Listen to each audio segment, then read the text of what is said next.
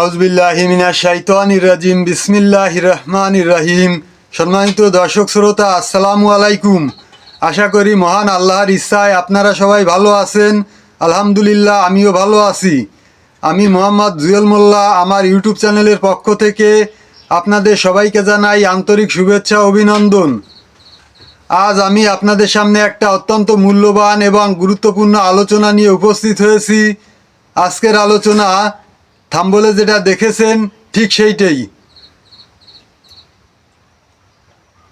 Indian Hero মালেরা হেরে গিয়ে আমাদের দেশ নিয়ে একের পর এক শুধু চক্রান্ত করেই যাচ্ছে, মোটে থামছে না। তাই দেশপ্রেমিক সকল জনগণ, হিন্দু মুসলমান সহ আমরা সবাই এক হয়ে এই হেরোমালদের সকল ষড়যন্ত্র রুখে দেব ইনশাল্লাহ। আমরা যদি সবাই একতাবদ্ধ থাকি, কোনো শক্তি আমাদের কাছে টিকবে না ইনশাল্লাহ। ইন্ডিয়া থেকে আমার ভিডিওটা যারা দেখছেন তারা কেউ মনে কষ্ট নেবেন না, সাধারণ মানুষ। এই হেরোমাল আমি বলছি কংগ্রেসকে, বিজেপিকে এবং ইন্ডিয়ান যে আরএসএস আছে, হিন্দুত্ববাদী সংগঠন আছে, এক কথায় যারা শেখ হাসিনাকে এই দেশে সারা জীবন টিকিয়ে রাখতে চেয়েছিল তাদেরকেই বলছি। অপরদিকে যারা ইন্ডিয়ান ভালো মানুষ, যারা হক কথা বলেন, যেমন পশ্চিমবাংলার বিশিষ্ট সাংবাদিক দীপক দা, বিশিষ্ট কবি লেখক মানিক ফকির চাচা, যারা ওপার বাংলা থেকে আমাদের এই গণ অভ্যুত্থানকে, আমাদের এই হাসিনাকে তাড়ানোর এই আন্দোলনকে যারা সমর্থন করেছিলেন,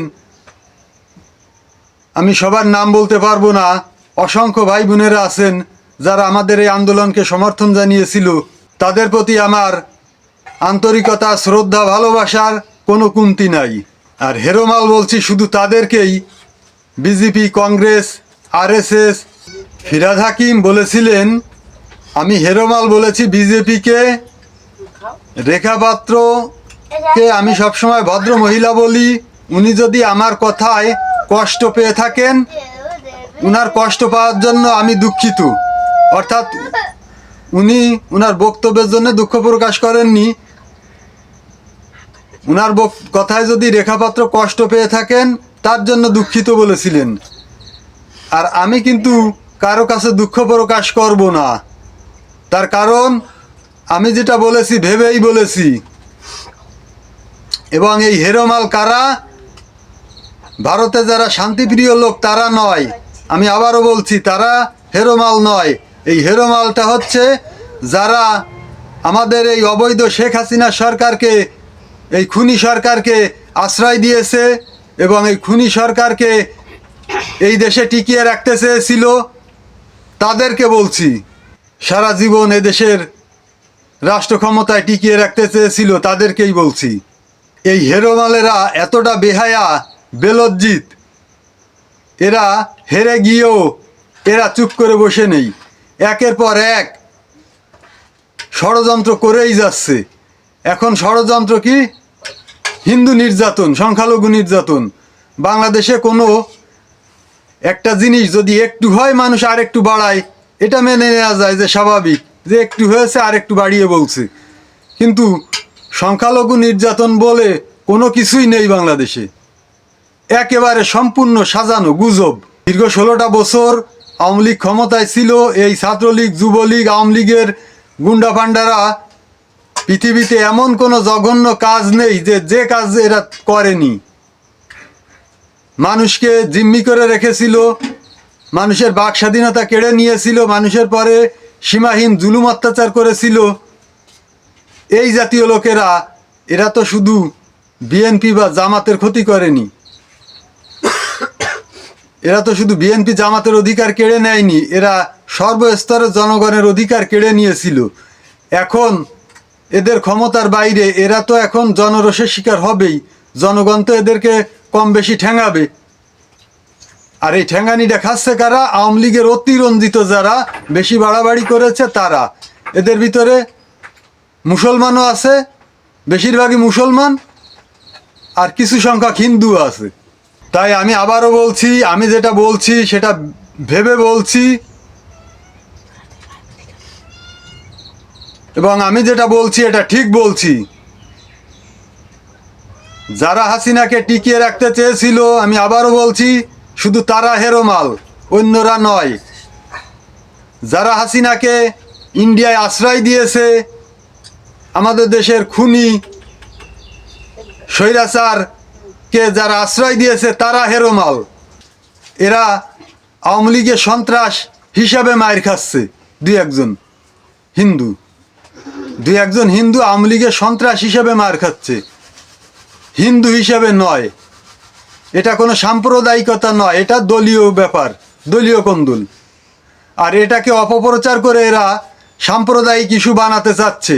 এদের তিনটে উদ্দেশ্য। এদের যে ইন্ধনদাতা পশ্চিমবাংলা, এদের যে লিডার শুভেন্দু অধিকারী, এই শুভেন্দু অধিকারী পশ্চিমবাংলার মুখ্যমন্ত্রী হবে, এই স্বপ্ন।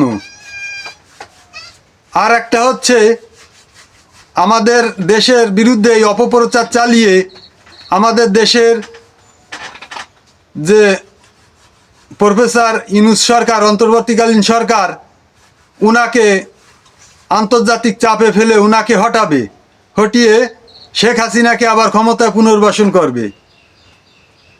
আর একটা উদ্দেশ্য হচ্ছে সারা ইন্ডিয়ায় এই বিজেপি হিন্দুত্ববাদী সংগঠন, এরা মুসলমানদের ওয়াকফ সম্পত্তি এটাকে দখল করবে, সেই পায়তারা করছে। এই নিয়ে ইন্ডিয়ান মুসলিমরা রাজপথে আন্দোলন করছে। মুসলমানদের এই ওয়াকফ নিয়ে যে আন্দোলন, এই আন্দোলন থেকে জনগণের দৃষ্টিটা ভিন্ন খাতে ফেরানোর জন্য এরা এই অপপ্রচার চালাচ্ছে। এই তিনটা উদ্দেশ্য। ইন্ডিয়ার হিন্দুদেরকে দেখাবে, পশ্চিমবাংলার হিন্দুদেরকে, যে আমি কত বড় হিন্দু দরদি। এটা দেখায় এদের ভোট এক করে শুভেন্দু অধিকারী ওই জায়গার মুখ্যমন্ত্রী হবে। আশা করি এই তিনটা উদ্দেশ্য এরা সব জায়গায় হারবে, এই হেরোমালেরা। কিছুদিন আগে কলকাতার মেয়র ফিরহাদ হাকিম এই হেরোমাল শব্দটা ব্যবহার করেছিলেন রেখা পাত্রকে এবং বিজেপিকে উদ্দেশ্য করে। পরবর্তীতে রেখা পাত্র একটা মহিলা মানুষ, ওনাকে হেরোমাল বলায় সবাই, উনি অনেক সমালোচনার মুখে পড়েন, আন্দোলনের মুখে পড়ে। তারপরে উনি কৌশলে বলেছিলেন যে আমি রেখা পাত্রকে সম্মান করি, আমি ওনাকে ভদ্র মহিলা বলি, হেরোমাল বলেছি বিজেপিকে।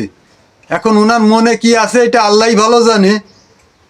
উনি যদি রেখা পাত্রকে হেরোমাল বলে থাকে, একজন মহিলাকে, আমিও এটাকে সমর্থন করি না, নিন্দা জানাই। আর যদি বিজেপিকে হেরোমাল বলে তাহলে ঠিক আছে, তার কারণ বিজেপিকে আমিও হেরোমাল বলছি। বিজেপি আমাদের কাছেও হেরে গেছে। হেরে গিয়েও এরা নির্লজ্জর মতন, বিহার মতন একের পর এক শুধু চক্রান্ত করেই যাচ্ছে আমাদের বাংলাদেশ নিয়ে।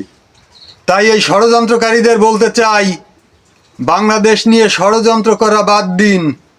বাংলাদেশের মানুষ খুব খারাপ, খুব খারাপ বাংলাদেশের জনগণ।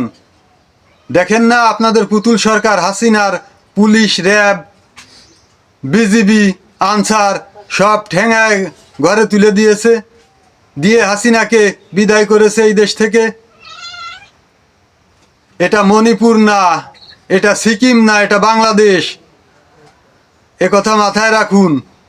আমি আবারও বলছি, এইসব হেরোমালদের সকল চক্রান্ত রুখে দিতে হবে। এজন্য আমাদের দেশপ্রেমিক সকল জনতা, হিন্দু, মুসলমান, বিএনপি, জামাত, এছাড়াও যত দেশপ্রেমিক দল হাসিনা বিদায়ে অংশগ্রহণ নিয়েছিলেন, সবাইকে ঐক্যবদ্ধ থাকতে হবে। সবাই ঐক্যবদ্ধ থেকে এদের সকল ষড়যন্ত্রকে রুখে দিতে হবে। সম্মানিত দর্শক শ্রোতা, আশা করি আজকের আলোচনা আপনাদের কাছে খুবই ভালো লেগেছে। এই ধরনের আলোচনা নিত্য নতুন সবসময় পেতে আমার চ্যানেলটাকে সাবস্ক্রাইব করবেন এবং বেশি বেশি শেয়ার করে আত্মীয় বন্ধুবান্ধবদের মাঝে ছড়িয়ে দেওয়ার অনুরোধ করছি, যাতে সবাই দেখার সুযোগ পায়।